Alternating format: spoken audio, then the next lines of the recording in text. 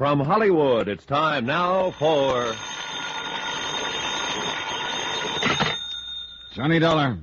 This is Connie, Mr. Dollar. Well, you're about the last person in the world I thought I'd be hearing from. What do you mean? I waited for you last night at the Trade Winds Bar, but you didn't show up. No, I got delayed on the way by a hit over the head in a warehouse on a pier. What? No, don't tell me that surprises you. Of course it does. Look, that whole routine of yours yesterday about telling me where Tom Chase is hiding was just a decoy so he could get me down there and try to finish me off. If that night watchman hadn't come along when he did, I'd still... I don't know what you're talking about. Want to prove that? Yes, but how? By opening up and telling me what this is all about. Where are you now? Downstairs in the lobby. I'll be right down.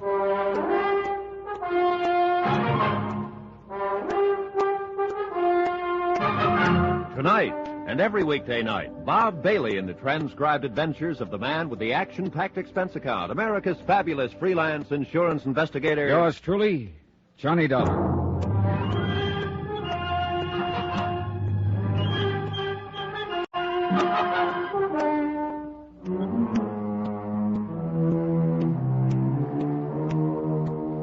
From Special Investigator Johnny Dollar, location Barbados, British West Indies. To the Home Office, Universal Adjustment Bureau, Hartford, Connecticut. Assignment, the Phantom Chase matter. Expense account continued.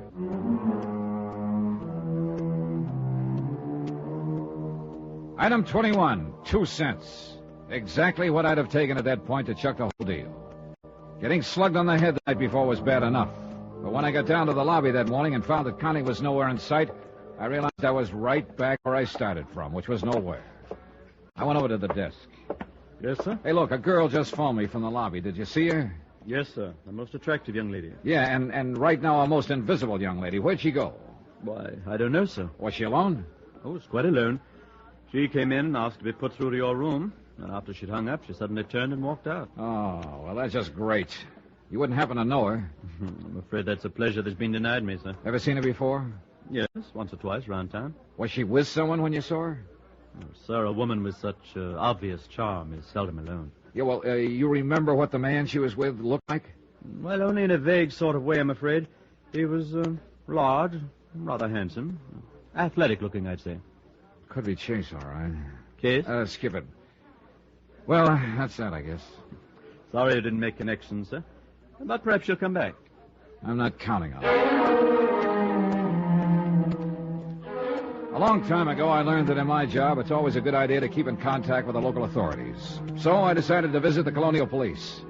As of the moment, I needed a shoulder to do a little crying on. The shoulder in this case turned out to belong to an Inspector Whitsett. Let me see if I have this thing straight, Mr. Dollar. This chap you're looking for, Tom Chase, embezzled some money from the New York investment firm in which he was a junior partner. Yeah, that's right, Inspector. Epson and Chase was the firm. $120,000 was the amount. 100? My goodness, Chase must be rather clever, swindler. Yeah, and pretty speedy, too. He's kept 2 jumps ahead of me all the way. And you think he's traveling under the name of Tom James? I'm sure of it. In New Orleans, a man named Freddie Quintana told me Chase and James are one and the same, and showed me some handwriting to prove it. But Chase eluded you in New Orleans. Yeah. Quintana was going to turn him over to me for a price, but then he turned up dead in an alley. So your friend Chase is dangerous as well as clever. Why, you do have your problems, don't you? A bucket full of them, Inspector. And now you think that this Chase or James is hiding here in Barbados? Well, I'm pretty sure of it. You see, he left New Orleans in a hurry after Quintana's murder. Understandably. But he burned some papers, not completely, and we found one with some numbers on it. They turned out to be about a ship sailing. I intercepted the ship at Haiti, but learned that Chase had gotten off in Havana. I see. The Havana police found out for me that he'd bought a plane ticket here to Barbados. And so here you are. Well, I must say you're persistent. Oh, yeah. But so far it's got me one big nothing. I thought my luck had changed when I met Connie last night, but apparently that was just a decoy. Connie? Yeah, here. Here, I've written down a description of her. I'd sure appreciate it if you could help me find her. Yeah. Oh, I say. From this description, it sounds as though it would be a pleasure to find her, wouldn't it? Oh, yeah, Inspector. She's quite a dish. How does this Connie enter into the situation? Well, pretty basically. You see, nobody up in New York could figure out why Chase had turned sour. His senior partner, George Everson, was mystified, and so was Chase's wife, Lola. But I guess the reason was pretty obvious right from the start, except nobody wanted to face up to it. I take it you refer to perhaps the classic reason, another woman. Right.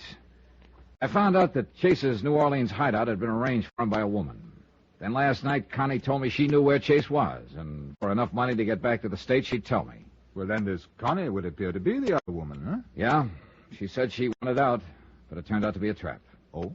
How so? Well, she set up a meeting for us last night, but on the way to it, I got slugged. Oh? Apparently, a night watchman came along right afterwards. Otherwise, I suppose Chase would have finished me off. One thing I don't get, though. What's that? Well, why would Connie call me from the hotel lobby this morning, then duck out before I could get downstairs? Was she alone when she left? According to the clerk, yes. Oh, I know what you're thinking, Inspector. Could be she still wanted to go through with the deal, but spotted Chase closing in, so she ducked out. Something like that.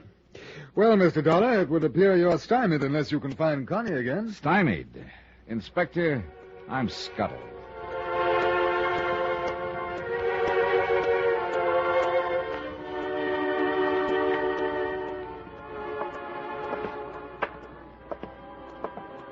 Good afternoon, Mr. Dollar. Clerk, has that girl been back? The one you called, Connie? Yeah. No, sir. I've been keeping an eye out for her here in the lobby, but I've seen no sign of her. No calls or messages for me, huh? No, sir. If I see her, of course, I'll get in touch with you immediately. You'll be in your room? No, I'll be at the Trade Winds bar. The Trade Winds? Well, that's one of the waterfront bars, isn't it, Mr. Dollar? That's right. It's none of my business, sir, but I would be just a bit careful if I were you. Now, what's that supposed to mean? Well, that part of town, sir, it's not the best. Oh, you're telling me. I got hit over the head down in that part of town last night. And now you're going back there? Real glutton for punishment, huh?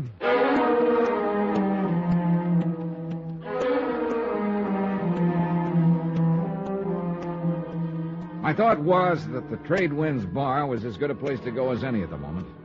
Connie had wanted me to meet her there last night. If she really was on the up and up, she might try to contact me there again.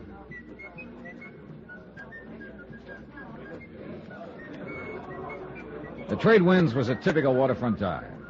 Through the swirling smoke, I could make out sailors, fishermen, West Indians, and tourists all rubbing elbows. Item 22, 50 cents, 2 rum punches. They came cheap there. Halfway through the second one, I spotted someone in the doorway, Connie. But then she saw me and ducked out fast. So she didn't want to contact me. But I sure wanted to contact her. I went out the side door. My hunch was right. She was trying the alley. I stepped in front of her. Let go of me. Oh, no, baby. Just stay put. Stay Please. put. I don't know what this is all about. Honest, Mr. Now, Dollar. look. This is no time to start playing coy. Where's Chase? I don't know. Come on. Please, you must believe me. I should never have come to you in the first place. I'm not Chase's girlfriend like you think. Oh, I'll try again, sister. Really, I'm telling the truth, Mr. Dollar. I know I posed to you as his girl, but I'm really not. Look. I was trying to work something for myself. When you started talking about murder, I realized I was getting involved in things I shouldn't. What are you talking about? Honestly, I can explain everything to you, Mr. Dollar. Okay. Inside. That's just what you're gonna do. Look, we'll take this table right here. Go on, sit down. All right, now, Connie, let's have it. Mr. Dollar, I want you to know I'm pretty ashamed of myself for what I was trying to do. It was wrong.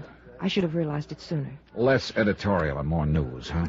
Well, I met Tom Chase, or Tom James as he calls himself, here in Barbados a couple of days ago. A couple of days ago? You mean in New York a long time ago, don't you, Connie? No, Mr. Dollar, I wasn't Chase's girlfriend. I'd never seen him before 2 days ago, right here. Go on. I had a date with him. Then I found out you'd been asking around town for him. So I decided on a plan. So? I found you and told you I knew where Chase was. You thought I was his girl, and so I went along with it. I was supposed to have a date with him last night here at the Trade Winds, but he didn't come. He was too busy hitting me over the head at the time. You telling me the truth, Connie? I swear it. Then there's one big question. Why did you do it? Because I'm broke, Mr. Dollar. I'm stranded here in Barbados, and I want to go back to the States. I thought You that were if- going to put the finger on him for enough dough to get back to the States, huh? I'm afraid that's about it. And you don't have any idea where he is now? None at all. Well, that's just fine. My last lead, out the window. I'm sorry, Mr. Dollar. You're sorry. Look, did he mention his girlfriend to you? He did say he was expecting a friend down here. They probably had it rigged for her to meet him here later. He didn't give you any indication where he was staying, huh? No, Or what his future plans were? no. There was one thing. Or what was it? Well, I don't know if it means anything Come or on, not. let's have it.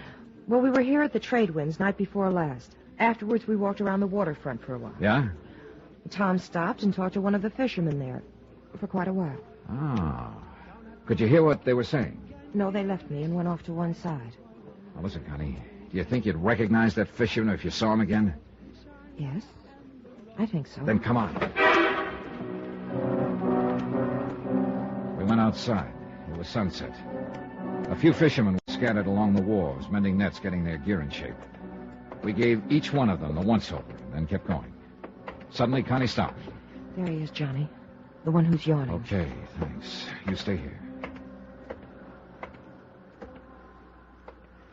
Good evening. Good evening. You don't sound very convinced. Oh, sure, it's a good evening. Soon it will be a good night, and then I can go to bed. Hey, look, I'd like to ask you a couple of questions. Oh, sure. Sure. Mind staying awake a few minutes? But it's not on... last night I work all night. Oh? Fishing really must be good around here. It's not the fishing. It was the passenger. Passenger? Who? He don't give his name. Where'd you take him? Lagos Island. Where's that? 3 hours by boat from here. What's there? Nothing. Nothing. A small abandoned pier, an old abandoned house. Nothing else. Nobody else. Uh-huh. You let him off there, huh? Yes, but he should be comfortable. He took much food with him. You mean he's there now, then? Sure.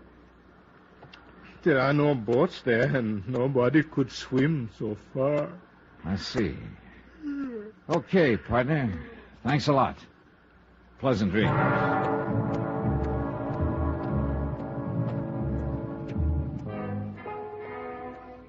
At this point, it looked real easy. And I began to wonder if it wasn't a little too easy. Chase sitting there on Lagos Island with no way to get off. All I had to do was hire myself a boat and go pick him up. I looked at the fisherman. He smiled at me politely. I looked back at Connie. She smiled, too. Yeah, everything could be on the up and up. Or it could be a great big trap. But one thing was clear. I was going to have to go to Lagos Island to find out.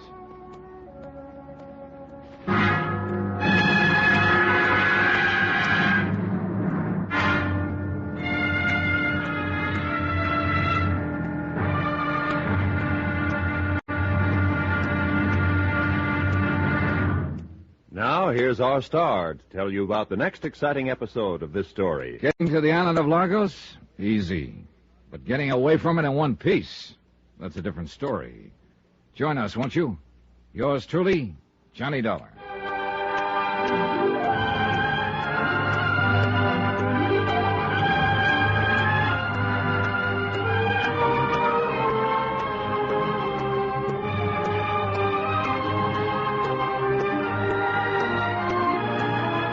Yours truly, Johnny Dollar, starring Bob Bailey, is transcribed in Hollywood.